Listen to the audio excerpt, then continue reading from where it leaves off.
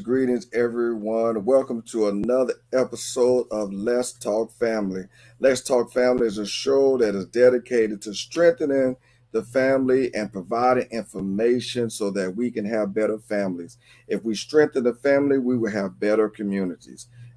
This is a bi-weekly show. However, for the month of February, we go every week and we dedicate the topics to issues that we have or we focus on things within the Black community.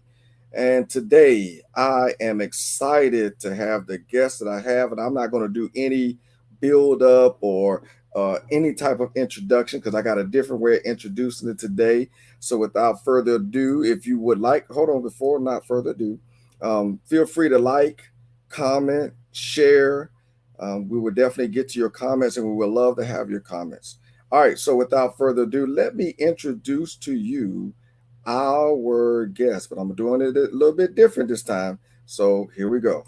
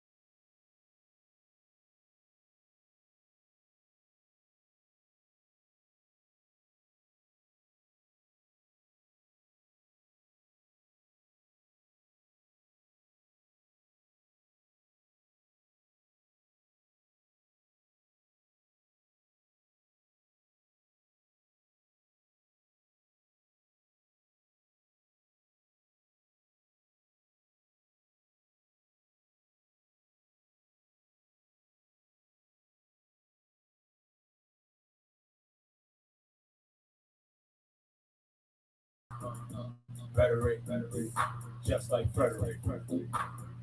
Rhetoric, just like Frederick. Rhetoric, just like Frederick.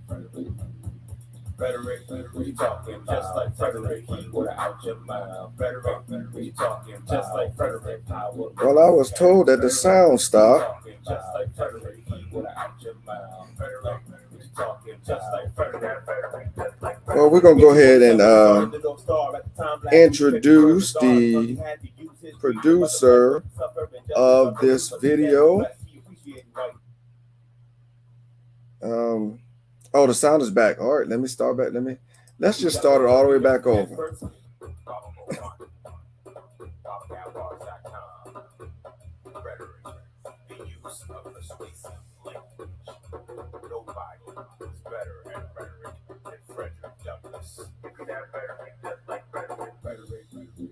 Just like Frederick.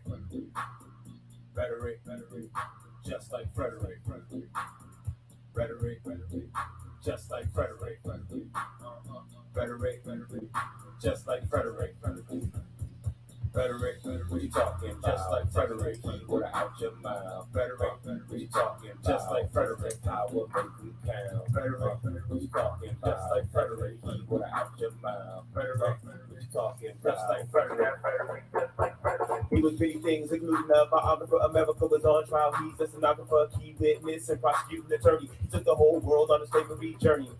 Became a voice for the voiceless, enslaved Africans making hard choices. Back when they thought former slaves could be literate, destroyed the myth that the master was considerate. Blew you away with vocabulary, above ordinary, distinguished dignitary, emissary, represented for black pain, even philosophical or simple and plain. You know you got a story, are you telling it? Don't ever think your story is irrelevant. Like Douglas, tell your own narrative, so you can have rhetoric just like Frederick. Rhetoric, just like Frederick.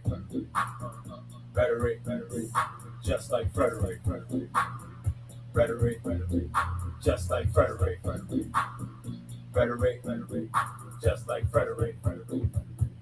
Rhetoric, we talking just like Frederick. Keyword out your mouth. Rhetoric, we talking just like Frederick. Power make you count. Rhetoric, we talking just like Frederick. Keyword out your mouth. Rhetoric, we talking just like Frederick.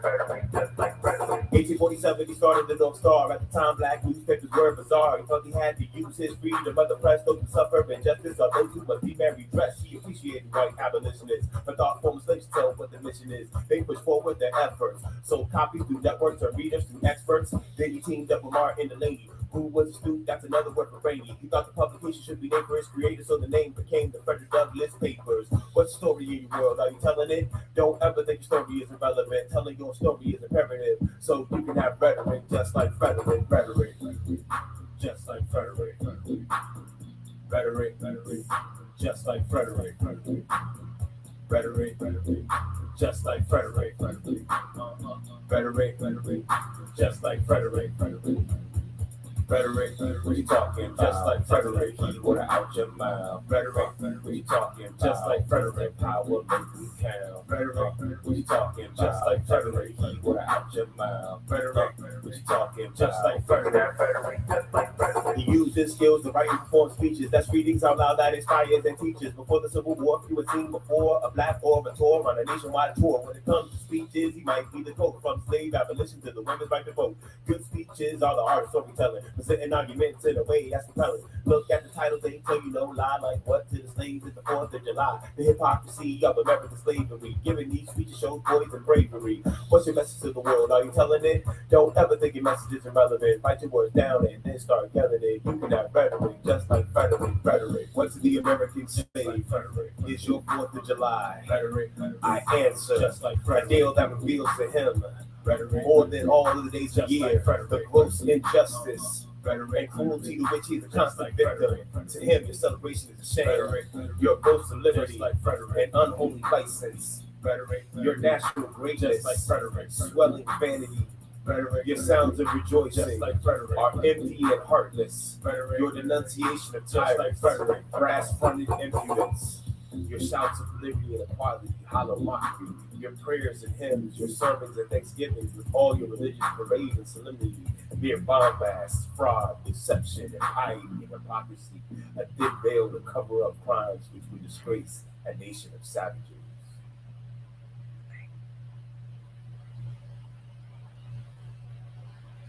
Yes, yes, yes. So, uh, I hope you're ready because today we're talking about education, but really we're going to talk a little more about Black education. So, everyone in Let's Talk Family, please welcome Mr. Bomani. How you doing? All What's right, up, all Mr. right. Bowtie? Thank you for having me. Hey, thank you for being here. I am so No problem. excited for you to tell us a little bit about this project that you on, this quest that you on, and educate us on everything. But first, tell everybody who you are. Sure. My name is Bomani Armah. I am a hip hop artist and an educator based here right outside of Washington, D.C. in Prince George's County, Maryland. Um, I've been using hip hop as a teaching tool for my entire adult life and career. I guess at like 25 years at this point. I am a Kennedy Center teaching artist. I get paid to go across the country and teach teachers and students how to use hip hop as a creative writing tool and to make classes more interesting. And it's all based around this theory and a quote that I have that I hope to be famous for one day. Rapping is the art and engineering of language divided by math. And I got on this path by doing work in after school programs and homeschooling my own children. And so I'm really excited, that the path has led me here. And I'm excited to be here on your show to talk about, education in our community. Man, let me tell you, that's a nice resume. You just spit it out real quick. That's nice. Thanks. Listen, when we talk about um, education through music and hip hop, I was talking to some of my students because I sub at the high school here. I was Hmm. talking to some of the students the other day, and we was talking about music and hip hop, and I explained to them, if what we hear now is not what it was. I was like, that when hip hop and rap first came out, it was a way that we passed down information. That's how we educated ourselves. And I caught off some of the original artists that were just speaking knowledge. And so Mhm. now you're using that same format, that same platform to educate. How did you get started with this? So, it's always I feel like part of me feels like I kind of fell into it, but then part of me realizes like this is the path I've always wanted to be on. I just didn't know what to call it. And I'm fortunate enough to be in the community that I'm from, and to have the experiences that I've had that lead me to this point. I grew up in Washington, D.C. and Prince George's County on go-go music and gospel music. And Yeah, so my musical, background and heritage and understanding is that music is an interactive experience. It's not right, something you go see, that's separate from yourself. You're a part of it. You know what I'm saying? right. You're doing a two-step with the choir, or you're chanting back and forth with the band. And so I've always loved music that had that kind of energy. And I had a great high school choir teacher, as a matter of fact, Mr. Murphy. I think he was one of the reasons I wanted to be an educator. And Mhm. I went to college to be a secondary education teacher, history teacher. Right. But I also really got into poetry at the time, and I was always a musician. And it all kind of melded at that time. I kind of fell out of love with the idea of being a classroom teacher, Mhm. um, just because I had these wild dreams. I remember one time I had a conversation with one of my brothers, my frat brother's moms, and she was a veteran teacher, and she took us out to lunch, and she was like, "Why do you want to be a teacher?" And I was like, "Man, when I get a hold of a bunch of black students, I'm gonna teach them the real history. I'm gonna make it interactive. I'm gonna teach them stuff that's Right. practical for them." And she was like, "Oh, baby, that's cute." she was like, she was like, "You're not gonna be able to do that." And I was like, "All right." Wow. They're gonna have a curriculum they want you to follow. They're gonna have, their own guidelines. And she was partly right. I have my best friend became an educator, and if you walked into his classroom, he's a principal now. He's a vice principal now. But if you walk into his classroom 15 years ago when he was a rookie teacher, he had Marcus Garvey on the wall. You know what I'm saying? He had Mhm. Malcolm X on the wall. He found a way to make it happen. But it Right. was a constant struggle of trying to figure out Yeah. how to portray the elements of history and culture you want to. And Right. so me not thinking that I'd be able to do that, I was like, all right, well, let me just be a musician, a full-time hip-hop artist. I had a band that was pretty hot in the city for a while. We've collaborated with a whole bunch of people who are still making music today and making big moves. This band called 420 Louder. Um, and then when that band, when we were waiting for that project to pop off, I put out a single for this song called "Read a Book," Yeah. which popped off virally. Shoot, I just realized I'm doing my taxes. I realized that was like 15 years ago. I'm still making money off of that song. So That's all right. yeah, yeah, that worked out well. Simple words. That- Read a book. yeah, yeah, and that song, but you know something, that song and that experience. So like, my art education career is Mhm. not really directly connected to that. I think that song helped me realize who I was as an educator. But if you Right. go around, like if you go to the people at the Kennedy Center or where I travel the country, they don't even know about that. That's not even on my. I Oh don't put that on wow. my resume. Oh Um, wow. just because of all the things, the heavy, deep black cultural parody Yeah. that's going on, it'd be Yeah. like a whole lot to unpack. You know what I'm Yeah. saying? And Yeah. so I don't really even touch that. But it did at the moment um help me galvanize all these things at once. So I was an after school program called Martha's Table, which is a pretty famous soup kitchen here in Washington D.C. I was actually living there in an apartment that I rented from my job, and I was making beats and rhymes with kids in an after school program. And I brought them over to my studio. And in the background, you're hearing a whole bunch of 17-year-olds, you know what I'm saying, that I was working with at the Mhm. time. But my rap partner at the time, Mr. Marcus Richardson Hayes, this was at the time that Little John ran the world. I don't Mhm. remember the okay. So Yeah. my man broke down for me the elements of what makes a successful crunk song. He was like, you have to be repetitive, you have to Right. be aggressive, and you have to Right. curse as often as possible. Right. He's like, you avoid any temptation to rhyme. He's like, as long as you do those things, you've made a crunk song. So I took Beethoven's Fifth Symphony for the beat, and which you don't have to pay any copyrights for because it predates copyrights. Right. And Yeah. then one day hanging out with my other educator friend, Everett, who's actually Marcus's brother, we were joking around, and I said, we was like, yeah, he's like, we should just curse like instructions. And I don't know why, but it struck me, READABO. Okay. That's when I realized. I was like, oh, wait a minute, I got something here. Um, Mm, and so, I released that on my MySpace page. It took off all by itself. wow. I was joking with some of my colleagues recently. I was like, I think that whole read a book experience kind of set me up in a bad way, but also a good way. Right. I kind of thought between that and then, like, within a year of that, I put out a song with a friend of mine named Melody. And I don't even say I put out the song. I was on the song. He Mm, put it out. He put the money into it. He got us on BET. He got us on MTV. wow. But like the first two things that I recorded and released were like went national. And so I was like, oh man, this is simple. I'm a rapper now. You know what I'm saying? Like, that's what I do. I just Right. rap something, I put it on the internet and it blows up. And that was like 15 years ago. And nothing has like blown to that proportion since then. But it gave me this confidence, like, yo, this is what I do for a living. Right. And you know, navigating the music industry and navigating my own desire to be a teacher, I came back to figuring out how to do both of them together. And it's Right. turned into Baba Got Bars. You Yeah. know what I'm saying? Trying to feed my children without driving myself crazy. And Right. what makes me feel good is being around children, Right. imparting wisdom with them, making music with them, So being around teachers because they have the same vibe as I have. And so, especially I would say I've been doing this my entire adult life, but on the level that I'm doing it now, maybe the last 10 years, it's been like on a really cool upward incline, or a snowball effect coming downhill, whatever metaphor you want. so what are some of the things that you notice that's different between your curriculum and the traditional school system? Got you. Well, I like to do art integration. I like to do holistic teaching. Um I maybe the best thing about the way I teach was where it started from. So the program that I'm doing now, that the Kennedy Center now promotes all over the country, began with me homeschooling 9-year-old, 10-year-old boys. Mm-hmm. And so it was me trying to figure out how to keep them engaged, how to get them Right. excited about writing, how to teach history. Like, I don't think history should be about dates and stuff like that. History should be about concepts.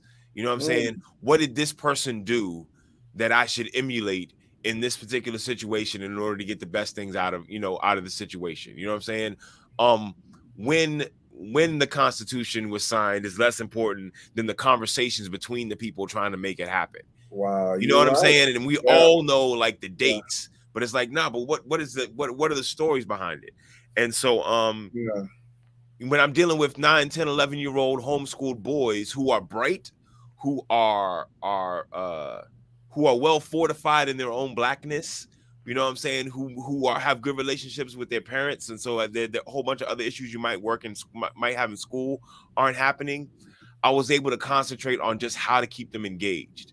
And it's one of those situations where it's homeschool. There are no grades. I can't threaten them with ease. You know what I'm Right. saying? Wow. I Wow. gotta be like, and so that was the first thing I told them, as a matter of fact. And so I had to switch a lot of this when I go into the public schools. But I think starting with 11-year-old homeschool boys let me have this blank slate. Like, what do I want to do? You Right. know what I'm saying? And so I was like, look, we don't have grades in here. We read and we write and we learn for the same reason Frederick Douglass did, and that is to earn and gain and keep our freedom.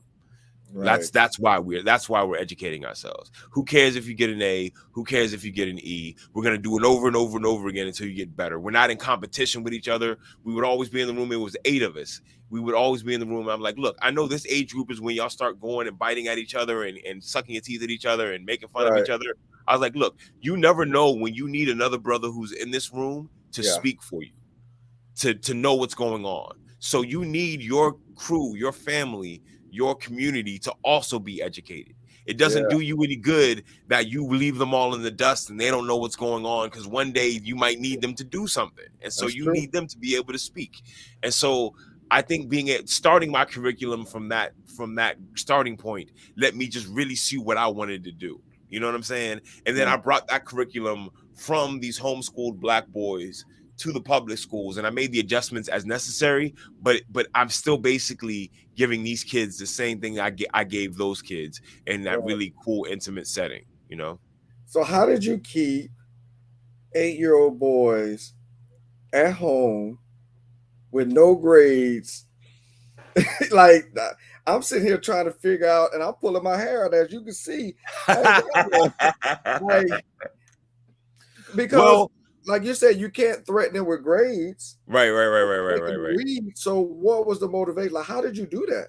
So one thing is, I mean, we learned how to rap. One of the things I teach from the perspective of being an MC. So I was like, hey, we're gonna learn about Frederick Douglass and the three ways that he learned to write. He wrote autobiographies, he wrote newspaper columns, he wrote speeches. And we also live in Washington, D.C., right next to Maryland, where Frederick Douglass is from. So Right. like when we did 12 weeks, literally every other week, if not every 2 weeks, we were on site somewhere learning about Frederick Douglass. We were at Uh, the museum. We were at his house. We went to Harper's Ferry where James Brown raid happened, that unsuccessful raid. And we'd already learned about James Brown, I said James Brown, John Brown and Frederick Douglass's relationship, how John Brown had invited Frederick Douglass to be a part of this takeover of Harper's Ferry, and Frederick Douglass turned it down because he thought it wasn't going to work, right?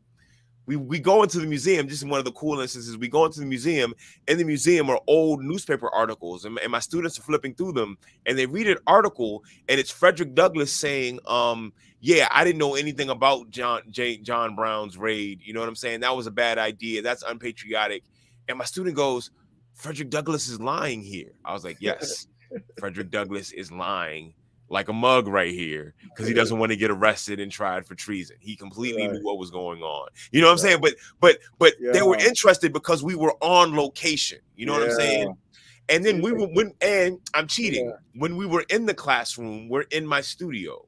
So we started every day playing the drums. You know what I'm saying? We would end Uh, every day rapping. And then the hardest part that we did was reading Frederick Douglass's biography, because autobiography, because and it's something I've learned as I've traveled and as I've learned about how other people write. The first person in a generation of people to become literate, especially Douglass representing like all of black people the way he was trying to, they use every word in their vocabulary. So in mhm. order to read Douglass's biography as a 10-year-old, we had to stop and open the dictionary like every Yeah. 2 minutes. You know what I'm saying?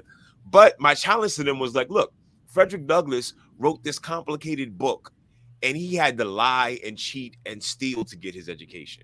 You've got your Mm, parents and all these resources and a dictionary next to you. He's like, there yeah. should be nothing that stops you from finishing this book. So they took Yes. it as a challenge.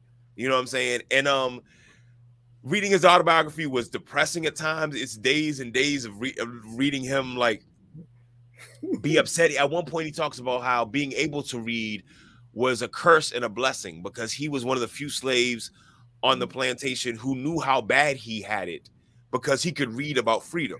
Yeah. Yeah. You know what I'm saying? But like literally, like there was two moments when the boys jumped up as if they were watching a movie. One is when he beat up his master, who they hired another slave master to break him, and Mm. Frederick Douglass gave him the hands, and we like, yeah, you know what I'm saying?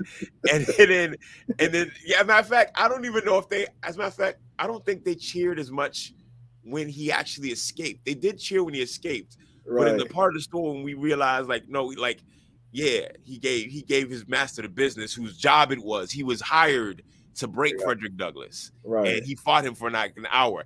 You get the impression from the story that Douglass actually probably could have like stomped him, but he just like held him down. You know what I'm saying? Right. Until the slave master quit.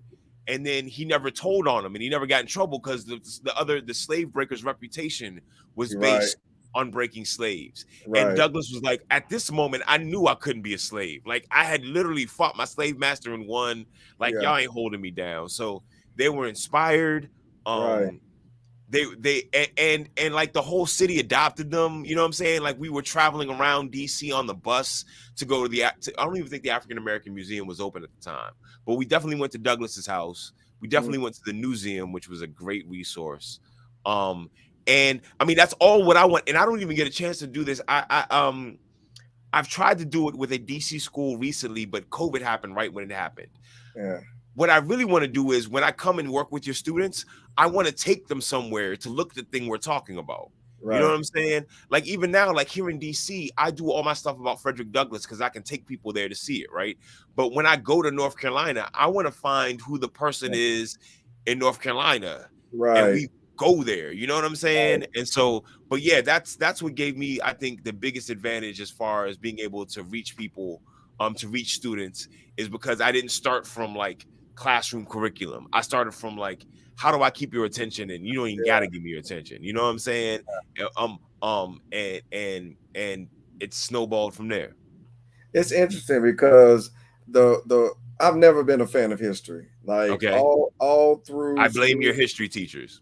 and I do too, because I got all the way to college and was rushing to get to history class because Mm, he did what you're saying. He made it come alive. You know what I'm mm, saying? He didn't have me in there just quoting dates and locations and times and people, but he went behind the story to tell the story to inspire what happened. And so that's how, and since then, I wouldn't say I'm a lover of history, but I don't run from history anymore, got you. you know, because he made alive. And for you to take, and I'm thinking of myself as an 8-year-old boy, Hmm. and you're telling me grades are not a factor. You see what I'm saying? Like that's a big deal. Mm, And the other thing is like you broke, well, you didn't even break. You didn't conform. That ain't even the right word.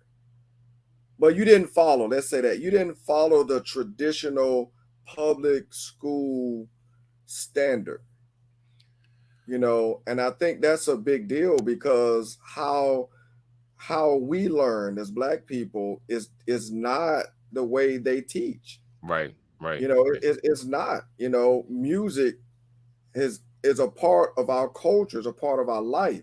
You You know, know, so it's crazy. Even in the school system, though, I don't know what has caused the disconnect. I'm sure there's been research on it, but if you look at it, pre-K, kindergarten, first grade, second grade, they're all full of singing all music. the time. Yes. And for some reason they phase it out.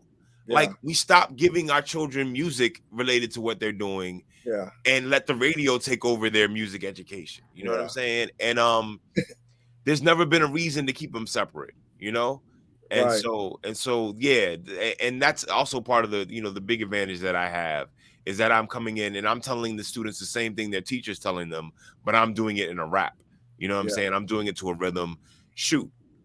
Teachers are already complaining that the kids walk around doing nothing all day but saying raps. I was like, the reason the kids are saying raps all day is because it has rhythm and it rhymes. Yes. That's how our the human brain, like there are hormones that get released when rhythm and rhyme hit our brain because it makes us feel so good. You know what I'm saying? The Right. human brain loves patterns. And so when Right. we see a new pattern and we hear a pattern and then we get to know it, you know what I'm saying? That makes us feel good. And it's amazing that all these educators aren't tapping into that power to try to, if these kids know every NBA young boy lyric because it's rhythm and rhyme, Yeah. like I'm not, that's what Read a Book was about. I'm not fighting the power. I'm going to take that power and use it for the Yeah. angle that I wanted to use it for, you know? The French teacher, I know a French teacher that I was listening to him during open house, and he was, you know, some students came in, and he was like, "Yeah, you know, we're gonna sing every Friday. Like we're gonna always be singing." And I didn't think about it at the time because I like to sing, so I was like, Uh, "Man, this probably would be fun." Not realizing he's helping them learn a difficult language easily. yes, yes, And so yes. since I've listened to him introduce the class to that new student, I've talked to students in his class, and I hear the same thing. It's difficult, it's fun. Every Mm. time. Every time. It's Both difficult, things, either or both. both. It's That's never good. either or. That's It's never good. either or.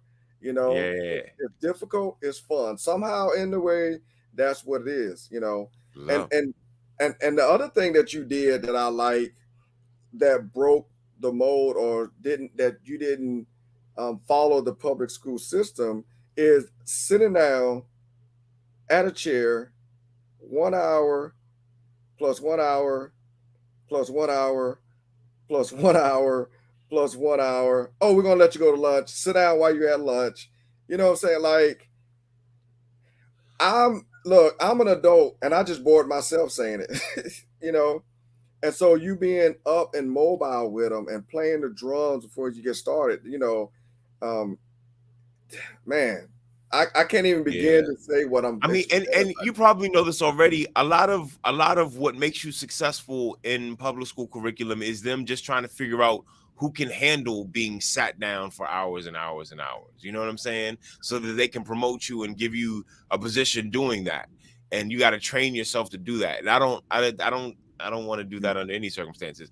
Our classroom, like we had a whole bunch of like lawn chairs, the real comfortable ones. We Yeah, had some sofas, we had some pillows.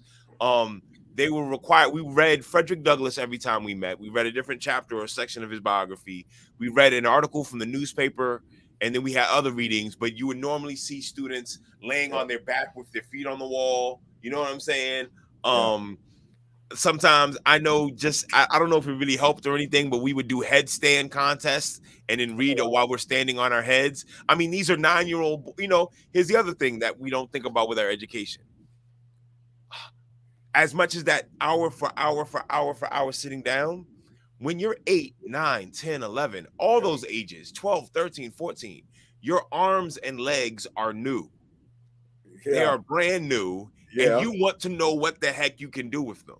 yeah, All right. And it makes no sense that you have these new arms and legs and you just got to be like this with them all the time. yeah, You know what I'm saying? Like, I encourage my sons and my students to cartwheel.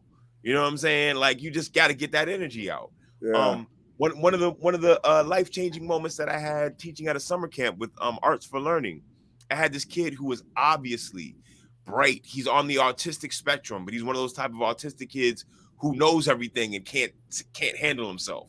You know what Right. I'm saying?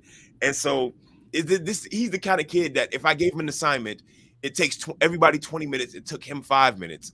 And in like 3 days, he started coming up to me. He was like, Mr. Bomani, you got to give me another assignment, because if not, I'm going to annoy you and I'm going to get in trouble. And I was like, got you. I got you. Thank you very much for recognizing what this is. Thank you for Yeah. that self-awareness. And this kid, I remember he wouldn't stay still. And I wish I could give this. I got this advice from my vice principal best friend. He wouldn't stay still. He wouldn't stay in his seat. And I just gave him one rule. I was like, look, as long as you're doing your work, you can do whatever you want as long as you keep your hand on the desk. And he Oh was like, wow. word? I was like, yes. He would do his work, put his hand on the desk, and run around it and Wow. cartwheel over it. Wow. But he did his work. He didn't mess with nobody else. He just needed, and I feel bad. I wish I could have kept up with his brother. He was being raised by his grandmother. I almost have no doubt that they put him on medication. You know Yeah. what I'm saying? After that, because no regular classroom teacher is gonna deal with that. You know Yeah. what I'm saying? And but you know what? That's the funny thing is, so like I've been a substitute teacher now for I think I'm going on 4 years, and I Okay. actually love it because you meet different students all over the place, different classes and everything. Right. And I will tell you the best classes that I've been in have been non-traditional classes. They've Oh, had couches in them. yeah, yeah. The class that I'm subbing for right now, there are 4 couches in there. And the way that I sub, I tell them, as long as you act like an adult, I'm gonna treat you like an adult. I'm not finna bind you up because I understand, especially that before lunch class and that after lunch class. Like you got these students that are hungry and their stomach is letting them know we're about to eat, Right, but you got to teach them, right.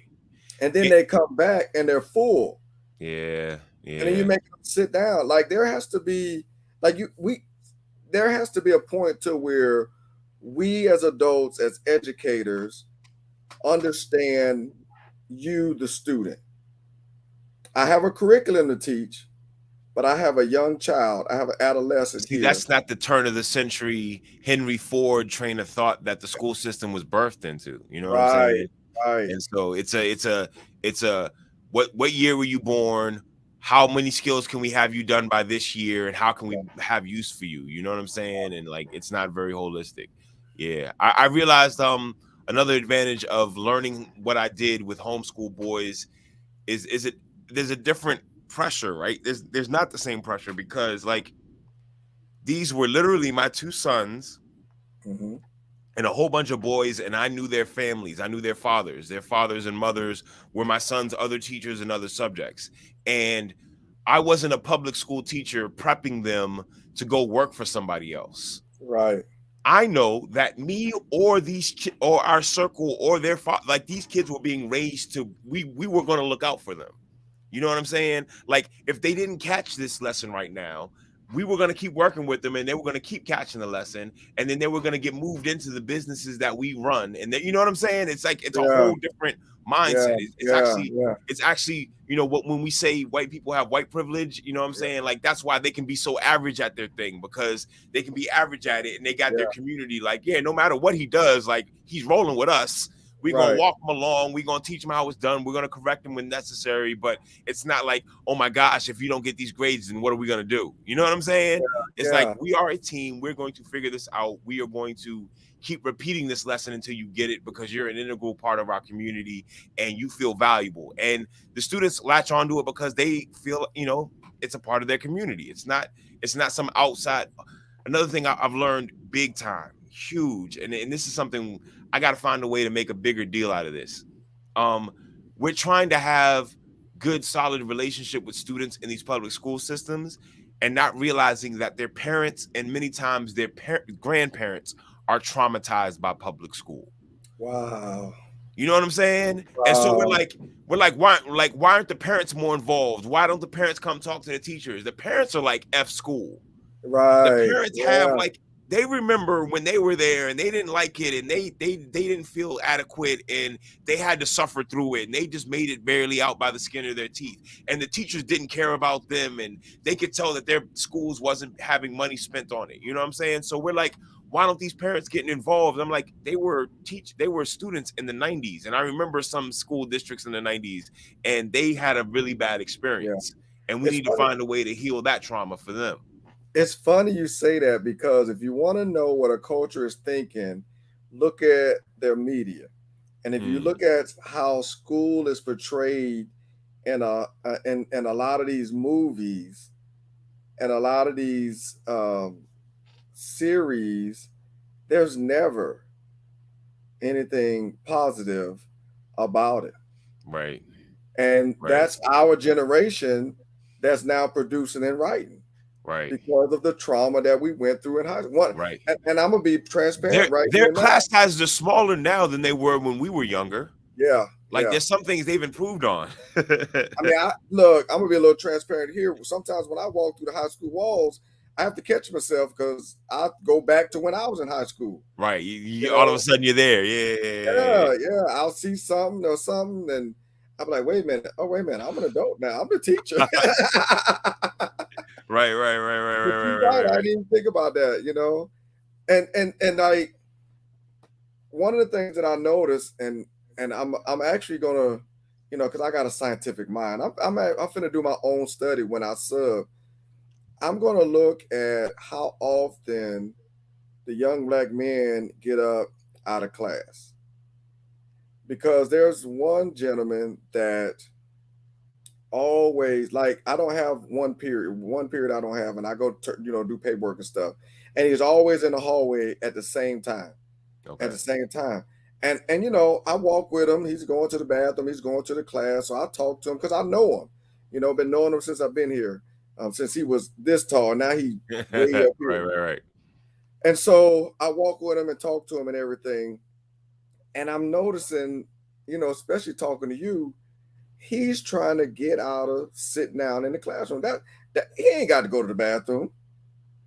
He just tired of sitting down. Right, right.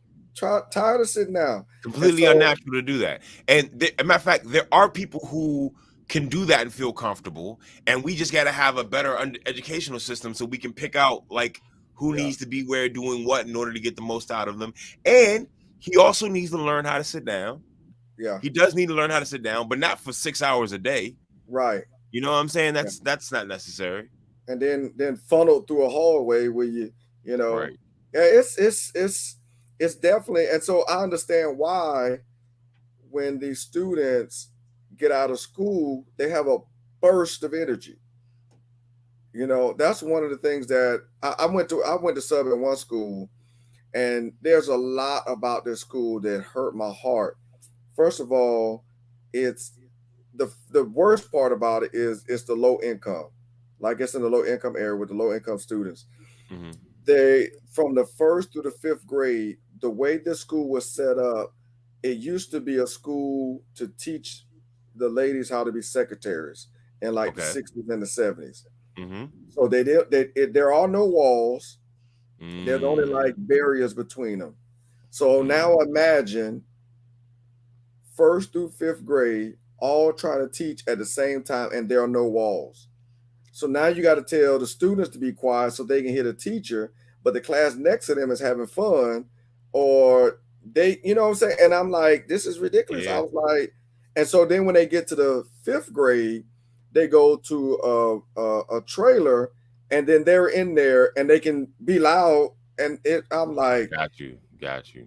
and so you got the low income. I was like, oh my gosh, and like then and we're then setting and them then up you for have some failure. things compounded on each other because like a lot of times low income kids, they have other things going on, but the Exactly, fact that they have to be more quiet than normal means they're exactly, getting in more trouble than normal. You're like, oh, you're a exactly. bad kid, and it's like, no, you're not a bad kid. It doesn't make sense to have to be that quiet when Yeah. you're in the first grade. Yes. Yeah. Yeah. And I was Yeah. like, man, come on. Like we are setting Yeah. them up for failure. We got to Yeah. do a better job.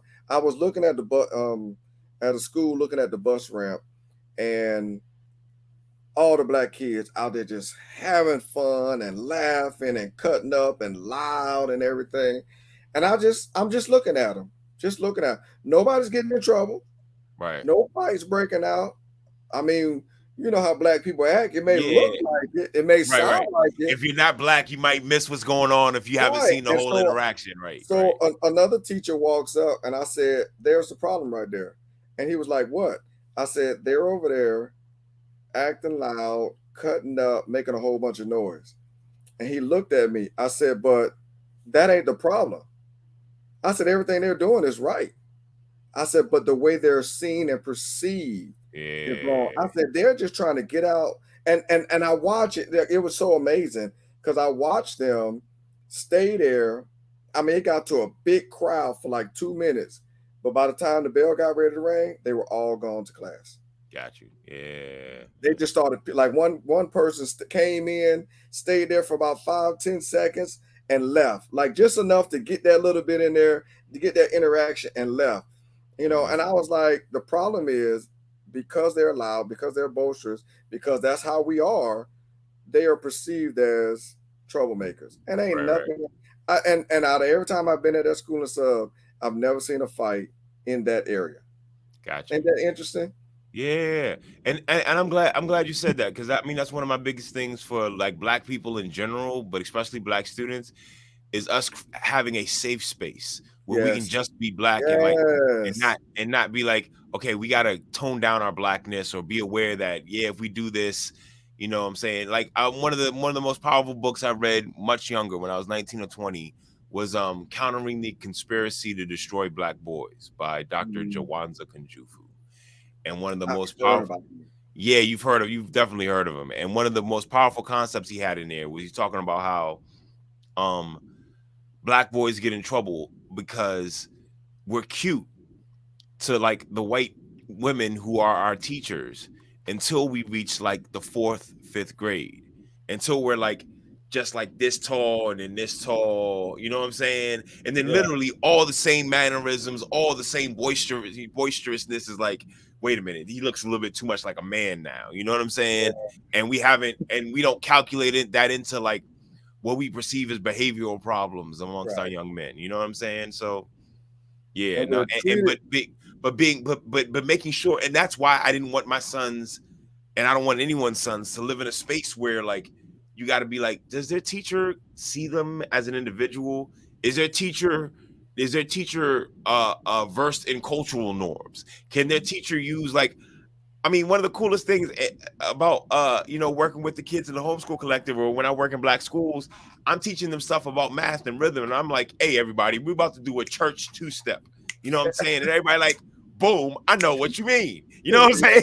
Yeah, yeah, And you can't do that everywhere. I learned that. You know what I'm saying?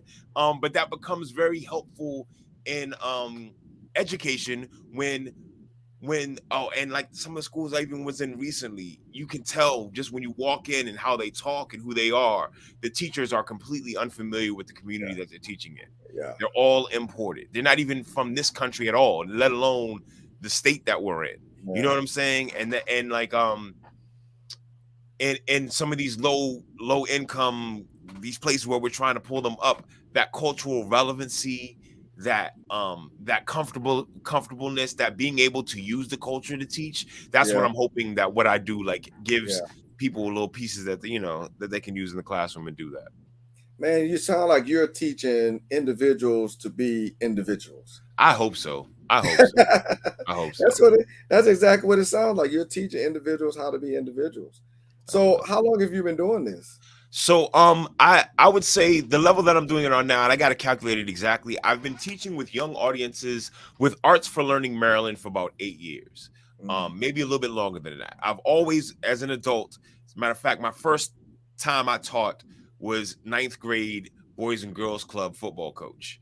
So I've always like, I feel like something's missing if I don't have a younger brother or a younger sister around that I'm trying to help out. You know what I'm saying? It's always been that way. And I would say I've been doing it on this level for 8 years because in the last 8 years I haven't had another job. right. It's just been this full time. And then once I got added onto the Kennedy Center roster, and they started flying me around the country, it's been a dream come true. So, what are So some of yeah. your success stories? You've been doing it for 8 years. You've seen somebody graduate or close to graduate. Yeah.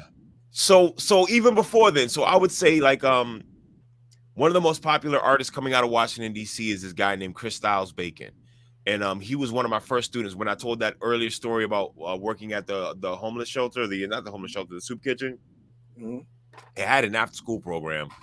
This kid named Chris Styles Bacon was one of my students there. I started by showing him how to make beats. We stayed close. He's a Duke Ellington graduate, same school Dave Chappelle went to. He was like my hype man for like years as I went around the open mic scene. I produced an album for me. I produced an album for him. He plays guitar all over my album. He got nominated for a Grammy a couple years ago. Oh, wow. He got nominated for a Grammy working on a children's album with some other artists. And like part of his ascension, part of all the like he got commissioned to do a play about his life story, and he wrote me into the play, and like a friend of ours like played me in the play, which was like really weird to Oh, watch. wow. But watching him just ascend as an artist and live out his dream as an artist, that's been an amazing thing. And I would say like every school I go to, I don't remember like one where I didn't have a moment where like the students and the teachers are like, this is amazing. Like, thank you for like making Wow. English class fun, for making Yeah, history class fun. Um, Counselors are always telling me that there's one kid that never participates in anything, and he participates when you come. Um, I know some of it's the rap. I know some of it's being a man. I know some of it's being black. I yeah, know some of it's a combination of all of it. yeah. I come in with when I come in to do art integration, it's not like I'm getting them ready for a test or something like that. So I don't have the same pressures that teachers have on them. Right. I feel bad for teachers sometimes. I think teachers are like, oh man, I can't do what you do. And I was like, well, I do what I do because I don't have to do what you do. You know what I'm So, saying? Like, let me hold on. Let me cut you off right there yeah, because I've been thinking about this for like the last 30 minutes we've been in conversation. sure. The guy I got on next week, man, I'm saying like if I had known the three of us on the one episode would have been as powerful. That's love. So he is an educator. He Okay. is. I actually met him through Instagram, and I met him because him and I dress nice. Like I dress like this when I go to school all the time, and he dresses nice too. And that's how I met him because he's a teacher and he Okay. dresses nice. Then after following him for a couple of months, he ended up getting Teacher of the Year.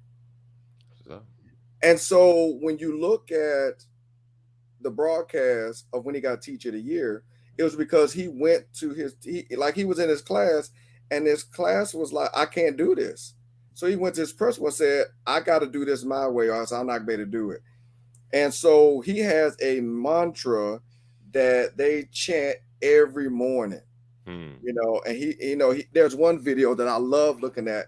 It's him in his classroom, and he's got he's recording, and he's like, if your classroom is not live, then it's your fault as a teacher. And they're on the back, they're behind him, That's what's standing up. on a desk yelling the mantra. And that's how he got Teacher of the Year, because he was able to figure out a way. And let's He just be honest. personalized it. That's what we as Black people had to do for the longest time: figure out a way to make the system work for us, Right. even if the system is not built for us. And Right. that's what he did. So I cut you off because I know at least one person Right. that's able to do it. Now, is he doing it from the Black perspective? I don't know that part, but Right. he's Right. Right. definitely, like, his test scores have shot through the roof. Well, shoot. I mean, part of my passion is normalizing Africa and African American culture, but I appreciate, like, teachers are my tribe. I Yeah, appreciate good teachers, no matter what they come with. And yeah, as long as you're teaching kids, as long as you're nurturing their curiosity and showing them how to satiate that curiosity, how to solve the yeah, questions they have, uh, uh, answer the questions they have, then they'll figure out all the other stuff later. You know yeah. what I'm saying?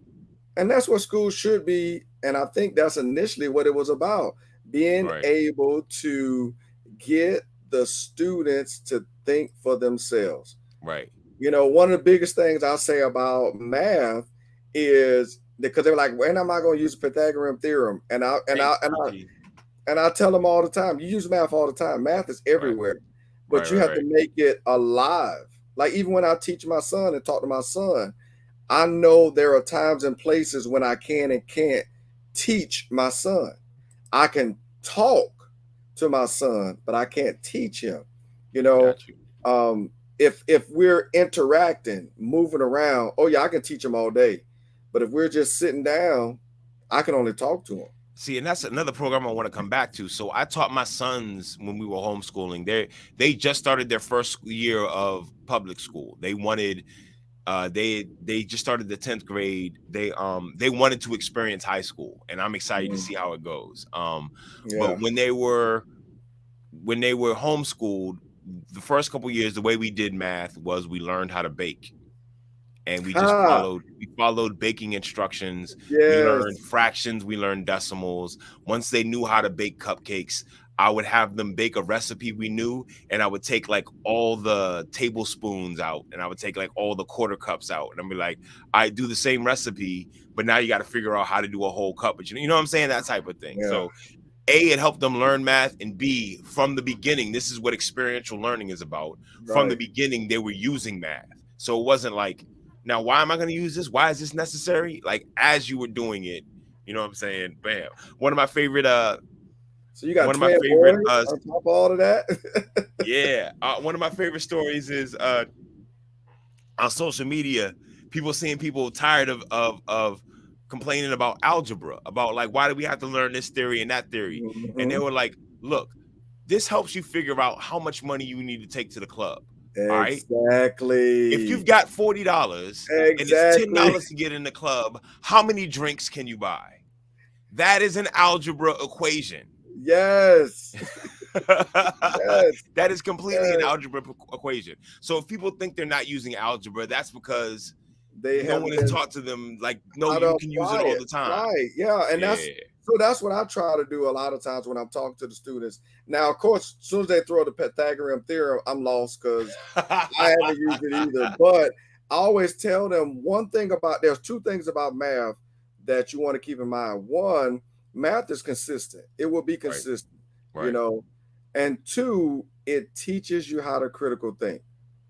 If you can, and at the beginning levels, I think math lied to us at a younger age to prepare us for the older math, because when you're young you understand 2 + 2 = 4, but when you get older you understand everything on the left side of the equal sign is and then Yeah. so you can play with it, and although 2 + 2, Scaffolding. It all yeah, builds on each other, and and yeah. even though 2 + 2 is equal to 4, on this side you got 2 + 2, but on this side you can have 4 minus like you understand the principles and the consistency remain the same, and then you apply that to life. And I think that's the part that you're doing a great job of, and some of the teachers that are really breaking through.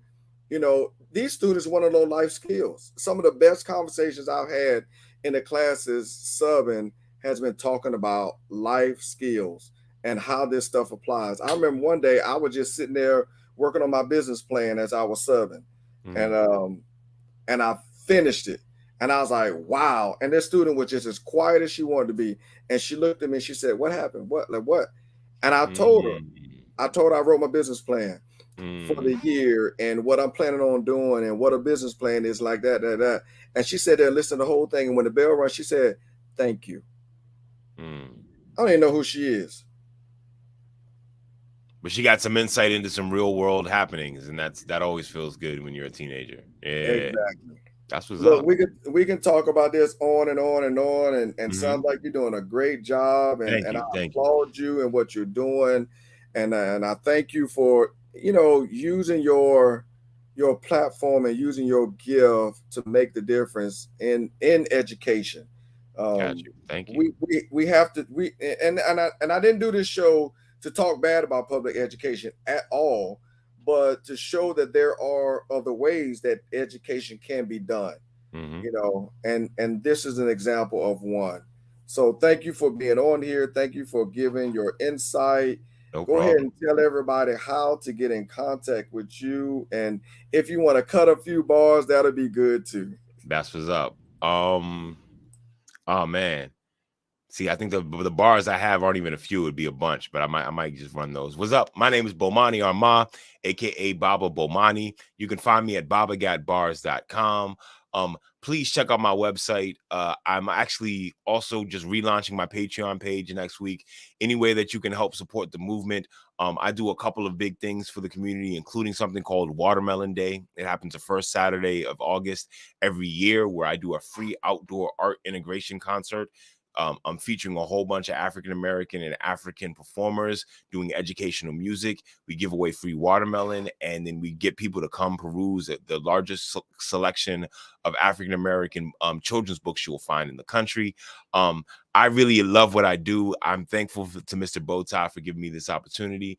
I'm trying to decide if I'm going to give you a few bars, what bars I should give you.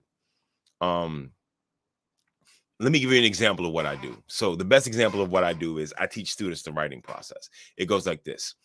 When I want to write something and my thoughts are all a mess, I put it all together with the writing process. I got thoughts I must express or issues I must address. The way to do it best is the writing process. It goes pre-writing, drafting, revising, editing, publishing, pre-writing, drafting, revising, editing, publishing, pre-writing, drafting, revising, editing, publishing, pre-writing, drafting, revising, editing, publishing. When I'm pre-writing, I'm brainstorming what's gonna happen. So before I start rapping, I begin by mind mapping, start by writing down on paper everything I feel like telling. No worries about grammar, punctuation, handwriting, or spelling. Now my ideas in pieces. This is the genesis. I'm turning my research into a working thesis. Once I've gathered ideas, then I make an outline. This works for letters, essays, book speeches, or rhymes. The audience and the purpose sets me on the right path. Who am I writing for? And what arguments do I have with those questions asked? I make my first draft. There's no exact answer. This ain't science or math. To perfect the tone and style, I must revise it, so I read it. I see what else is needed and what needs to be deleted. Like a garden, when you water it and weed it, then repeat it. No reason to feel defeated. You'll know when it's completed. When I want to write something and my thoughts are all a mess, I put it all together with the writing process. I got thoughts I must express or issues I must address. The way to do it best is the writing process. It goes pre-writing, drafting, revising, editing, publishing. Pre-writing, drafting, revising, editing, publishing. Pre-writing, drafting, revising, editing, publishing. Pre-writing, drafting, revising, editing, publishing. I've done pre-writing, drafting, revising, and I reread it. Now I put that polish on it because I'm going to edit. I proofread and correct errors in grammar and mechanics.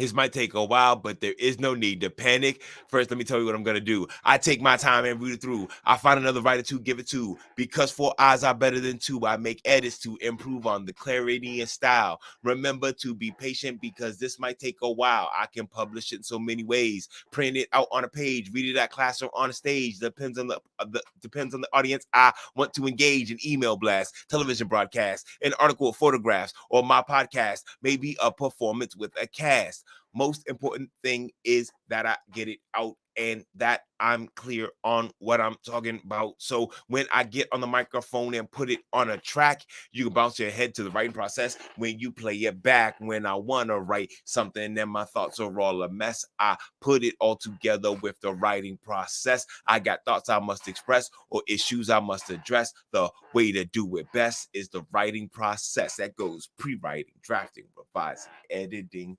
publishing. Friends, that was a writing process. Thank you, Mr. Bowtie, for having me. I'm Baba Bomani, babagotbars.com. Peace. Oh my gosh, if that's what you're teaching, like I'm sitting here like, man, look, like I'm like, yes, that is the process. That is the That's process. all the steps. I didn't have the beat and it threw me off for a minute, but yeah, that's what I do all day, every day. Just repeating that to Yeah, students, getting them excited about writing. that's good stuff, man. I Thank you. appreciate you being on here. Thank you for providing me with your information. Oh, and before you go, Mm-hmm. tell everybody where you are right now. Oh, I am in Riverdale, Maryland. I just came back from a road trip in North Carolina, right outside of Washington, D.C. Yeah. This is my home, my community, my tribe. Yeah, and I'm glad to be here. All right, all right. We do appreciate you and thank you for being here. Hey, as you can see, he's out here doing great things and awesome things. I am elated to have him on here and seeing the benefit that he is doing to education. Because I'm gonna tell you, if you want to make a difference, it's going to take education, and sometimes you got to go outside of the norm and outside of the block. And that's why I had him on here to show a different perspective and a different way of how to educate. And also, we learn differently, and not to say that the school system now is not working, because you can implement things in it, but you have to become comfortable with who you are. And that's what Bomani did. He's comfortable in who he is and understanding the way to educate. And that's what we're going to do. We're going to educate ourselves and we're going to educate our children. Whew. There's so much more I can say, but we're all the way over time. So I'm just going to end it by saying this has been another episode of Let's Talk Family, a bi-weekly talk show that is designed to strengthen the family and provide resources and information in that aspect. I am one, Mr. Bowtie Feaster, your host, and I always like to end with my 3 points of interest. 1, the center of everything is family. 2, be the best you that you can be. And 3, it's called life. Live it. Have a great day.